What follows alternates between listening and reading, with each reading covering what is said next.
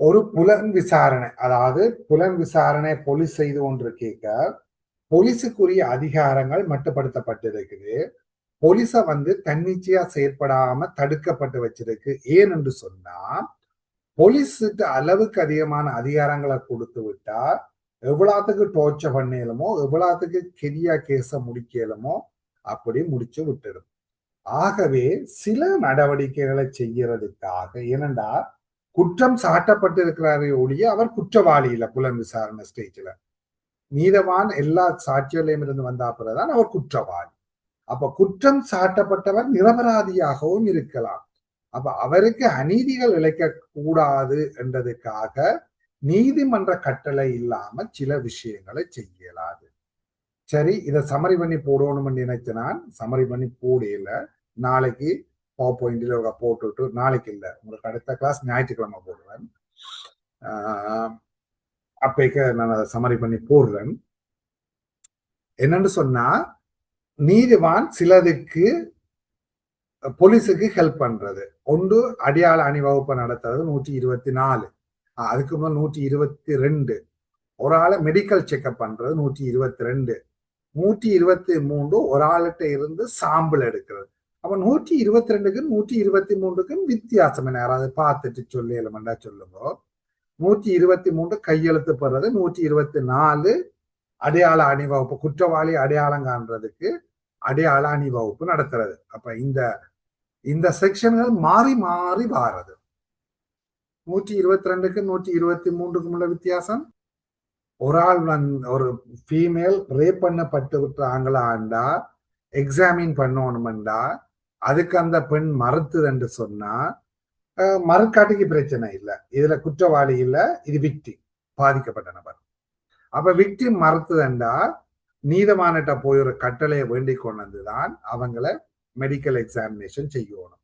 அல்லது குற்றவாளிக்கு போலீஸ் போட்டு விழுவலென்று வெளுத்திருக்கன்னு சொல்லி ஒரு மனித உரிமை வழக்கு போகுதுண்டா போலீஸ் அவரை அடிச்சிருக்குதான்னு பரிசோதனை செய்து பார்க்கணும் என்று சொன்னா அதுக்கு இந்த இடத்துக்கு குற்றம் சாட்டப்பட்டவர் சம்மதிப்பார். குற்றம் சாட்டப்பட்டவர் சம்மதிக்காட்டிக்கு, குற்றம் சாட்டப்பட்டவர்ல விக்டிம் சம்மதிக்காட்டிக்கு நீதிபதியின் ஒப்பீனியன் எடுத்துக்கொண்டு போகணும். இது எக்ஸாமின்.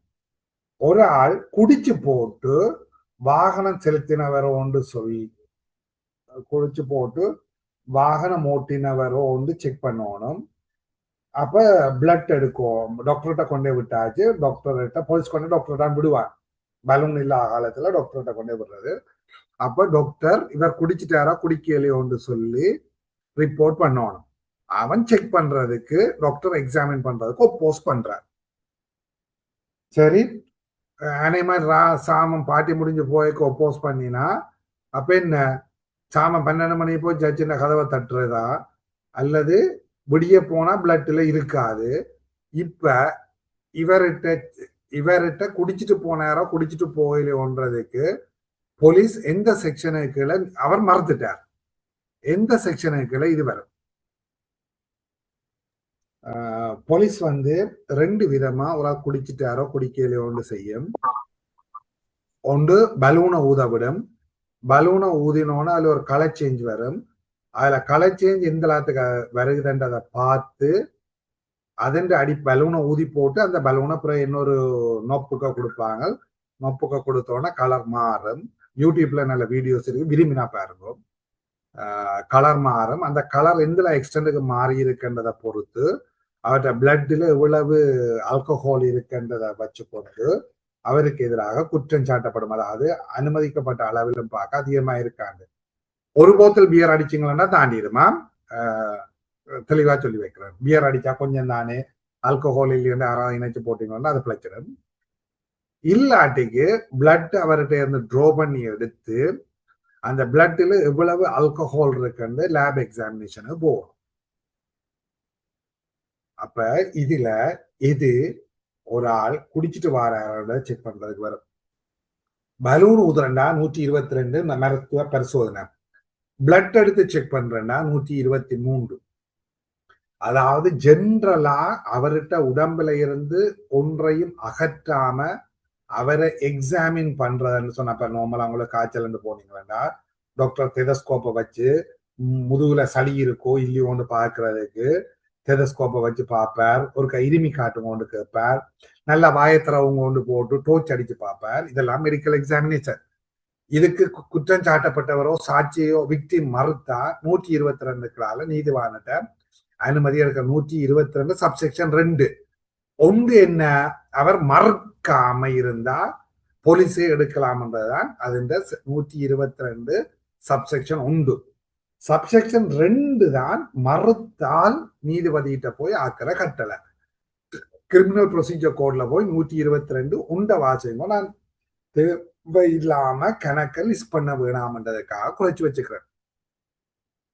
அது இதுல வேற 123(2) நீங்க காய்ச்சல கண்டு போயிருக்கீங்க, என்ன விதமான பாக்டீரியா இருக்குன்னு பார்க்கணும் என்று பிளட் ட்ரோ பண்ணணும் என்று டாக்டர் நினைக்கிறார் என்றால், நீங்கள் மறுத்துட்டீங்கள் என்றால் குற்றம் சாட்டப்பட்டவரோ விக்டிம், போலீஸ் 123க்குள்ளால விண்ணப்பம் செய்து அதுக்குள்ள ஜட்ஜ் ஒரு கட்டளை ஆக்கினா அந்த கட்டளையோட கொண்டு நீங்கள் டாக்டர்கிட்ட போனா டாக்டர் எக்ஸாமின் பண்ணலாம்.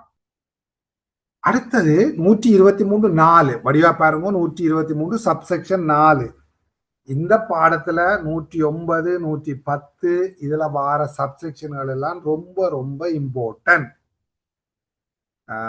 124 ஒரு ஆளுட கையெழுத்து சரியா பிழையா, கள்ள செக் மோசடிகள்ல கையொப்பத்தை ஒப்பிட்டு பார்க்கறது வாரது. ஆள் கையெழுத்து வைக்க மாட்டேன் அல்லது கோணங்கி மணங்கியா வைக்கிறாருன்ற சந்தேகம் போலீஸுக்கு வந்துட்டா ஜட்ஜிட்ட போய் கட்டளை எடுக்கணும். ஜட்ஜிட்ட கட்டளை எடுக்கிறதுக்கு 124 சப்செக்ஷன் 4க்குள்ளால விண்ணப்பிக்கணும். அதுக்கு பிறகு எடுக்கலாம். சரி, எனக்கு சொல்லுங்க, சான்று கட்டளை சட்டத்துல இது எங்கேயாவது வருது? ஓம் சார். ஓ, 45ல இருந்து 50க்குள்ள ஏதோ ஒரு இடத்துல கையொப்பத்தை பார்க்கறதுக்கு அதுல மாதிரியே பெறலாம்னு இருக்கு. அதாவது ஒரு போஜரியான அதுல யாரோ ஒரு பொம்பளைன்ற பேர்லயும் ஒரு வழக்கு இருக்கு. அதுல அந்த அவ சதி புரட்சி செய்யற பேர் வருது இல்ல, சதி செய்தவா அந்த கடிதம் எழுதினதுன்னு சொல்லி அவங்க அரெஸ்ட் பண்றாங்களா அங்க பிரிட்டிஷ் இருந்த காலத்துல. அரெஸ்ட் பண்ணி தேச துரோக குற்றம் சாட்டப்படுவதாக்கும், இராணுவத்துக்கு எதிராக அது செய்தாண்டு. ஆனா அவ அந்த கடிதம் எழுதையிலே என்று சொல்லி அவன் கையொப்பம் இல்லை என்று பிறகு அவன் கையொப்பத்தை எடுத்து கையெழுத்து ஒப்பிட்டு பார்க்கிறாங்க. அப்ப அவாட்ட எழுத்து வேண்டணும் என்று சொல்லி அவ தரமாட்டேன்னு சொன்னா இந்த இதுக்குள்ளால போலீஸ் அப்ளை பண்ணி எடுக்கிறது. அடுத்தது டாக்குமெண்ட்ரி எவிடன்ஸ்ல 67ல இருந்து 73க்குள்ள கையொப்பத்தை ஒப்பிட்டு பார்க்கறதுக்கு அது எடுக்கிறதா அல்லது இருக்கிற ஒரு டாக்குமெண்ட்டை வச்சு பார்க்கறதான்னு வரும். அதுக்குள்ளேயும் ஒரு இடத்த கையொப்பம் வரும். இந்த ஒன்றோடு ஒன்று எப்படி இன்டர்லிங்க் ஆயிருக்குன்றது உங்களுக்கு விளங்கிச்சுன்னா கொஞ்சம் இந்த ஈஸியா இருக்குன்னு நான் பார்க்கிறேன்.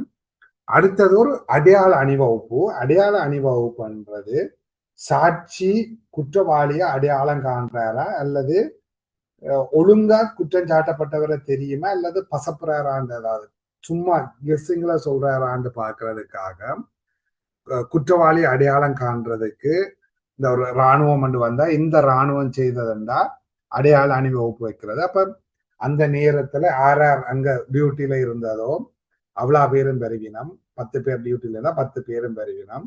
அப்ப எத்தனை சாதாரண பொதுமக்களை நிறுத்தணும்? 1க்கு 6, 60 பேர்.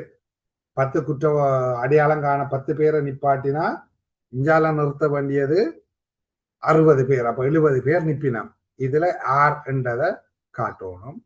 இந்த ப்ரொசீஜர் அப்படியே எழுதி இருக்குது. சில நேரங்கள்ல என்னென்று வாரது இது அப்படி எழுதுங்கோ. இந்த காப்பி பேஸ்ட் எரர்ல இந்த கீ இன்ஸ்டிடியூட் இடைக்க வந்துட்டு பிழை பொறுத்தது. ஒப்புதல்களையும் கூற்றுக்களையும் செய்வதற்கு நீதிவானுக்குள்ள தத்துவம் 120ல வாசிச்சு பாருங்க. நீதிவான் விளக்கம் தொடங்க முன் எந்நேரத்திலும் அவருக்கு செய்யப்பட்ட கூற்று எதனையும் பதிவு செய்யலாம். குற்ற ஒப்புதல் தீர்ப்பு வழங்குறதுக்கு முதல் எந்த நேரத்திலையும் கொடுக்கலாம். விசாரணை விளக்கம் 2யும் வடிவா பிரிச்சு வச்சிருங்கோ. உங்களுக்கு அப்படி தெரியலைன்னா கொஞ்சம் விடுங்கோ. 100க்கு பிறகு சுருக்க முறை விசாரணை, பூர்வாங்க விசாரணை, இப்படி கொஞ்சம் விஷயங்கள் வரும்.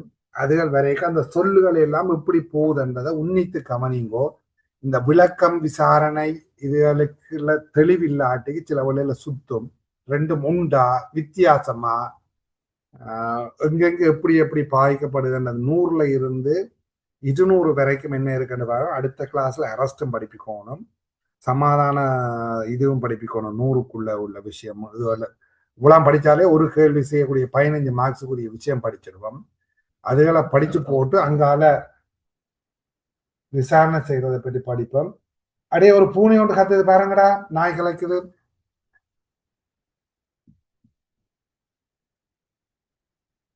அதாவது நீங்க குற்ற ஒப்புதல் படிச்சிருப்பீங்க. குற்ற ஒப்புதல் செய்ய அது தன்னிச்சையாக வழங்கப்பட்டது என்பது மிக மிக முக்கியமானது. அதை சொல்ற சான்று கட்டளை சட்டத்துல செக்ஷன் எத்தனை? 17(2) என்றது குற்ற ஒப்புதல். குற்ற ஒப்புதல் தன்னிச்சையாக வழங்கப்பட்டது என்றதை உறுதிப்படுத்தணும் என்று சொல்லி இருக்கிற சான்று கட்டளை சட்டத்தின் பிரிவு 24 23. ஒன்று தன்னிச்சையாக வழங்கப்பட்டது என்றது ஒன்று போலீஸின் கட்டுக்காவல இருக்கைக்கு ஒன்று, இன்னொன்று போலீஸாருக்கு போலீஸின் கட்டுக்காவல இருக்கைக்க யாருக்கு வழங்கினாலும் அது குற்ற ஒப்புதலாக கொள்ளப்படாது. அடுத்தது போலீசாருக்கு வழங்கப்படுற கட்டுக்காவல இருந்தாலும் சரி இல்லாட்டிக்கும் சரி போலீசாருக்கு வழங்கப்படுற கூற்று செல்லாது. அப்ப இதுல பாரன் குற்ற ஒப்புதல்களையும் கூற்றுக்கொள்ளையும் நீதவானுக்கு பதிவு செய்யறதுக்குள்ள தத்துவம் என்ற அதிகாரம்.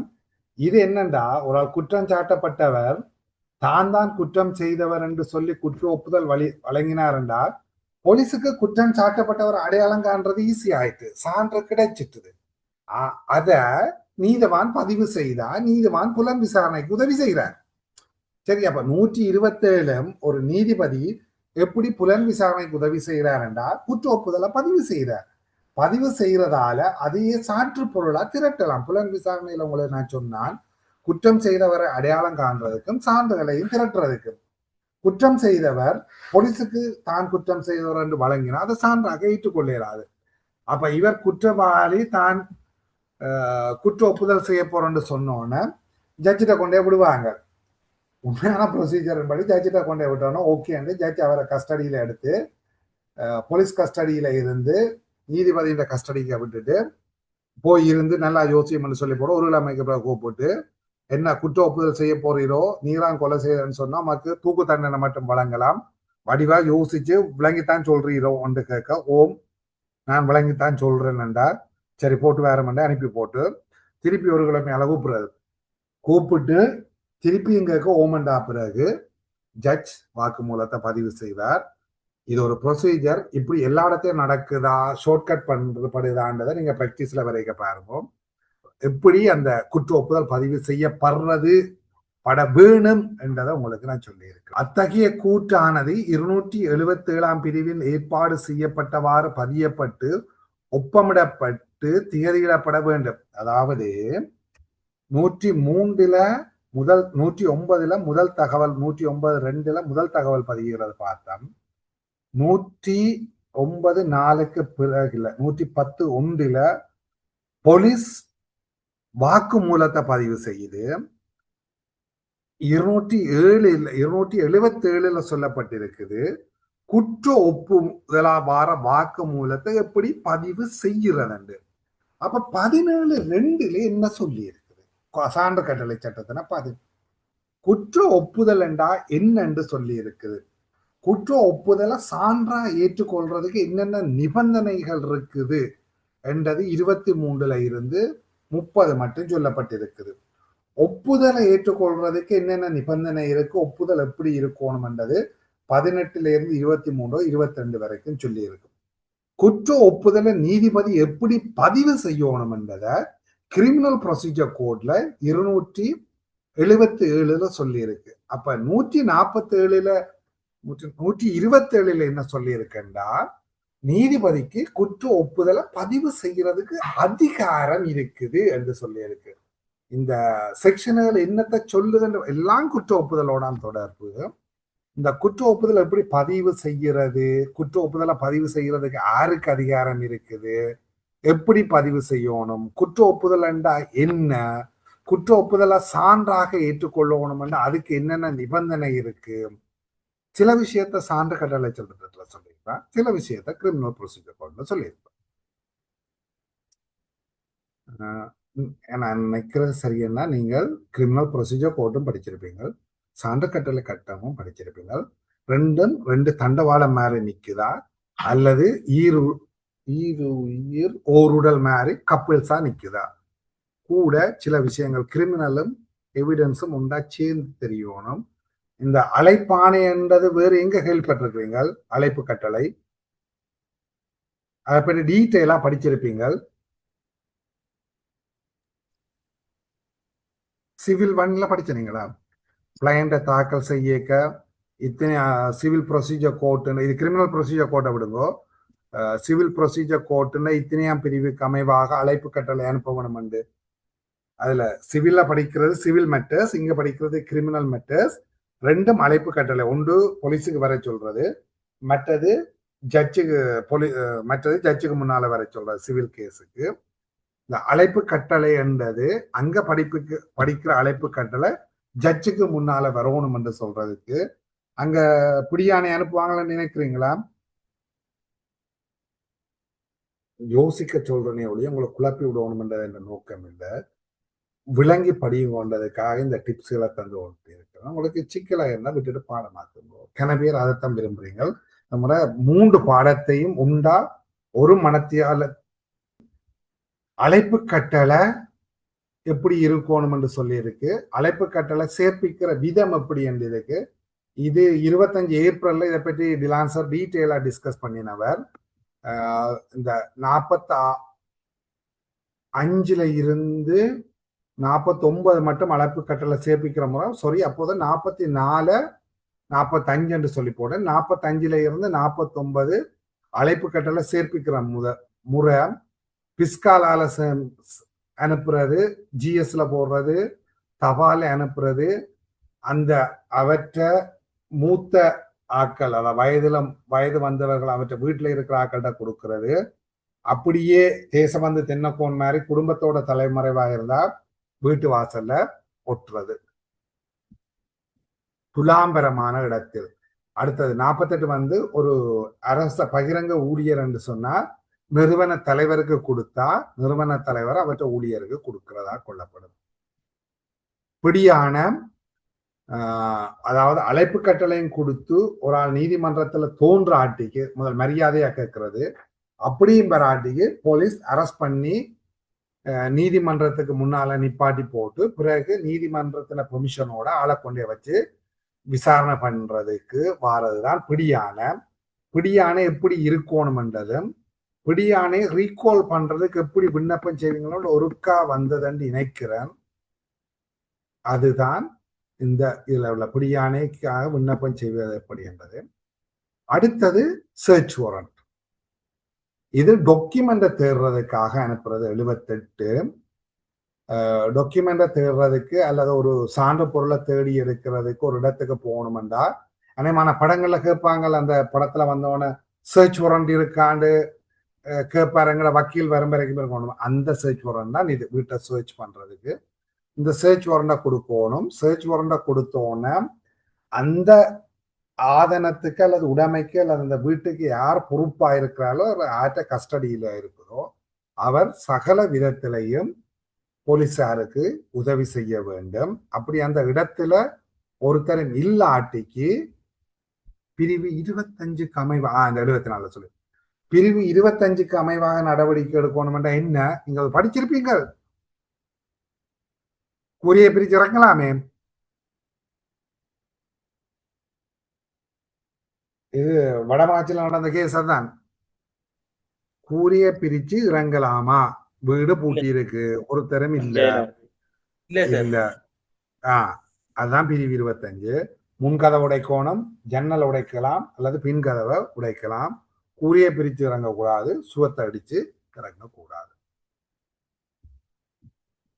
ஏதோ ஒரு படத்துல விஜய் வெல்டர் ஆயிருந்த போட்டு கில்லியா எனக்கு தெரியல, அப்படியே அந்த கேட்டுல தகரத்தை அப்படியே வெல் பண்ணி எடுத்து போட்டு அப்படியே விங் என்ற வெளியில வருவார். அதே மாதிரி போலீஸும் போகலாம். சுவத்தை இடிச்சிடக்கூடாது. அந்த அநேகமான இங்கிலீஷ் படங்கள்ல வர மாதிரி அப்படியே புல்டோசரை கொண்டு அப்படியே இடிச்சு போட்டு பூருவாங்க. அது மாதிரி போகக்கூடாது. இவ்வளவும் தான் உங்களுக்குரியது. அரெஸ்ட் தேவையில்லை. யாராவது ஒரு ஆள் அல்ல 2 பேரும் கூட ஒப்பீனியன் சொல்லுவோம். நான் யோசிச்சிருக்கிறது, இதோட ஒரு கொஞ்ச கேள்வியை அடுத்த கிளாஸுக்கு செய்து போட்டு அரெஸ்டை முடிச்சு போட்டு பிறகு எல்லாம் படிச்சு முடிஞ்ச அப்புறம் ஒரு பேப்பரை ஃபுல்லா செய்து போட்டு விடுவோம் என்று சொல்லி யோசிச்சு வச்சுக்கிறேன். அப்படியே செய்வோம்னு நினைக்கிறேன். யாருக்காவது இதெல்லாம் மாறுபட்ட கருத்து இருந்தால் எனக்கு மெசேஜ் பண்ணுங்க. அடுத்த கிழமை சண்டே போடுறேன். இது நார்மலா கிரிமினல்ல 3 கிளாஸ்ல படிப்பிக்கிறத 1.5 மணித்தியாலத்துல ஷார்ட் பண்ணி ஒரு 8 பக்க நோட்ஸா உங்களுக்கு தந்திருக்கிறேன். இவ்வளவு செக்ஷனும் தெரிஞ்சா கிட்டத்தட்ட 10 மார்க்ஸ் எடுக்கிறதுக்கு நான் கேரண்டி. பாஸ் பேப்பர் செய்யக்கு உங்களுக்கு இந்த 123 போட்ட ஹேண்ட் அவுட்ல இருந்து எடுக்கிறத காட்டுறேன். இதுல போட்டது உங்களுக்கு வேலை சிம்பிளா பாடமாக்குறதுக்கு உங்களுக்கு அப்டேட் பண்ணல, பிறகு அப்டேட் பண்ணி விடுறேன்.